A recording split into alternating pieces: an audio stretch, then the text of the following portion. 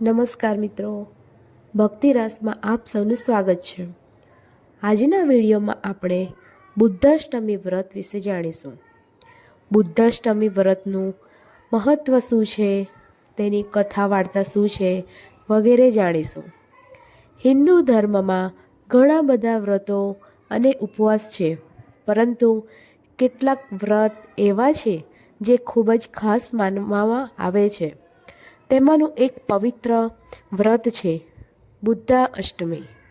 કહેવાય છે કે આ વ્રત કરવાથી જીવનમાં આવતી મુશ્કેલીઓ, દુઃખો, તણાવ, રોગ દૂર થાય છે અને બુધ ગ્રહની કૃપા પ્રાપ્ત થાય છે। મિત્રો, આપણા હિન્દુ ધર્મમાં દરેક દુઃખ, મુશ્કેલી, રોગ, ધન, સંપત્તિ, સંતતિ તેમજ એવી તમામ પરિસ્થિતિના હલ માટેના વ્રતો દર્શાવવામાં આવ્યા છે। આજે આપણે જીવનની તમામ મુશ્કેલીઓ દૂર કરે તેવી બુદ્ધાષ્ટમીની વાત કરવાના છીએ। પહેલાં તો જાણીએ બુદ્ધાષ્ટમી શું છે। બુધવારના દિવસે આવતી આઠમ એ બુદ્ધાષ્ટમી છે, એટલે કે આ દિવસે બુધવાર અને આઠમ એક સાથે આવે છે અને આ સંયોગને ખૂબ જ શુભ, ખૂબ જ ખાસ, પવિત્ર માનવામાં આવે છે। આ દિવસે ખાસ કરીને બુધ ગ્રહની પૂજા કરવામાં આવે છે અને ભગવાન વિષ્ણુની આરાધના કરવામાં આવે છે, પૂજા કરવામાં આવે છે। શાસ્ત્રોમાં જણાવ્યા અનુસાર આ દિવસે કરેલા જપ, દાન અને ઉપવાસનું ફળ બહુ વધારે મળે છે। આપણા શાસ્ત્રોમાં દાનને ખૂબ જ મહત્ત્વનું માનવામાં આવે છે। આજે કરેલું દાનથી આપણે આપણા આવતો જન્મ પણ સુધારી શકીએ છીએ અને ગયા જન્મના પાપો પણ દૂર કરી શકીએ છીએ। તેથી આવા પવિત્ર ખાસ દિવસોમાં તો અવશ્ય દાન કરવું જ જોઈએ। બુદ્ધાષ્ટમી વ્રત કરવાથી બુધ ગ્રહના દોષ દૂર થાય છે। જેને બુધ ગ્રહથી દોષ હોય, જેમ કે બુદ્ધિ અને નિર્ણયમાં સમસ્યા, બોલવામાં ખામી, શિક્ષણમાં મુશ્કેલી, વેપાર અને નોકરીમાં નુકસાન, માનસિક ચિંતા, સંબંધોમાં ગેરસમજ, આ બધા દોષો દૂર થાય છે। બુદ્ધિ અને જ્ઞાનમાં વૃદ્ધિ થાય છે, જીવનમાં સુખ અને સમૃદ્ધિ મળે છે, વેપાર અને શિક્ષણમાં સફળતા મળે છે।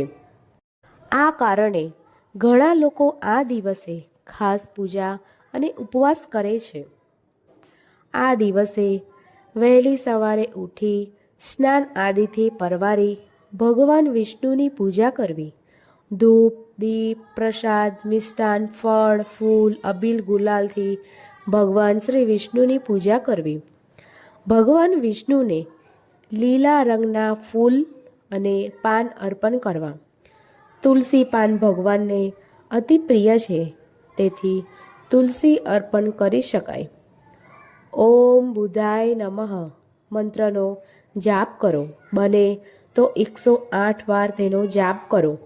આ દિવસે લીલા કપડાં અથવા લીલા દાણાનું દાન કરી શકાય અને એ દાન ખૂબ મહત્ત્વનું હોય છે। આ દિવસે ઉપવાસ રાખવો અથવા ફળાહાર કરવો અને ભગવાનના નામનો જાપ કરવો। આ દિવસે જૂઠું ન બોલવું, કોઈની નિંદા ન કરવી, ગુસ્સો ના કરવો, કોઈનું દિલ ના દુભાવવું। બુદ્ધાષ્ટમી ફક્ત એક વ્રત નથી, પરંતુ મનને શુદ્ધ બનાવવાનો એક પવિત્ર માર્ગ છે। આ દિવસે ભક્તિ અને ઉપવાસ દ્વારા માણસ પોતાના મનને નિયંત્રણમાં રાખી શકે છે। પૌરાણિક કથાઓ અનુસાર એક વખત એક ગરીબ બ્રાહ્મણ પરિવાર ભારે મુશ્કેલીમાં હતો, ત્યારે એક ઋષિએ તેમને બુદ્ધાષ્ટમી વ્રત કરવાની સલાહ આપી। બ્રાહ્મણ પરિવારે શ્રદ્ધા અને ભક્તિથી આ વ્રત કર્યું। થોડા સમય પછી તેમના જીવનમાં સુખ અને સમૃદ્ધિ આવી ગઈ। આ રીતે બુદ્ધાષ્ટમી વ્રતને ખૂબ જ પવિત્ર અને કલ્યાણકારી માનવામાં આવે છે. મિત્રો, બુદ્ધાષ્ટમી એક ખૂબ જ પવિત્ર દિવસ છે. જો આપણે શ્રદ્ધા અને ભક્તિથી આ વ્રત કરીએ તો જીવનમાં સુખ, શાંતિ અને ભગવાનની કૃપા પ્રાપ્ત થઈ શકે છે. જો તમને આ માહિતી ગમી હોય તો વિડીયોને લાઈક કરો, શેર કરો અને ચેનલને સબસ્ક્રાઈબ કરવાનું ભૂલશો નહીં. જય શ્રી વિષ્ણુ.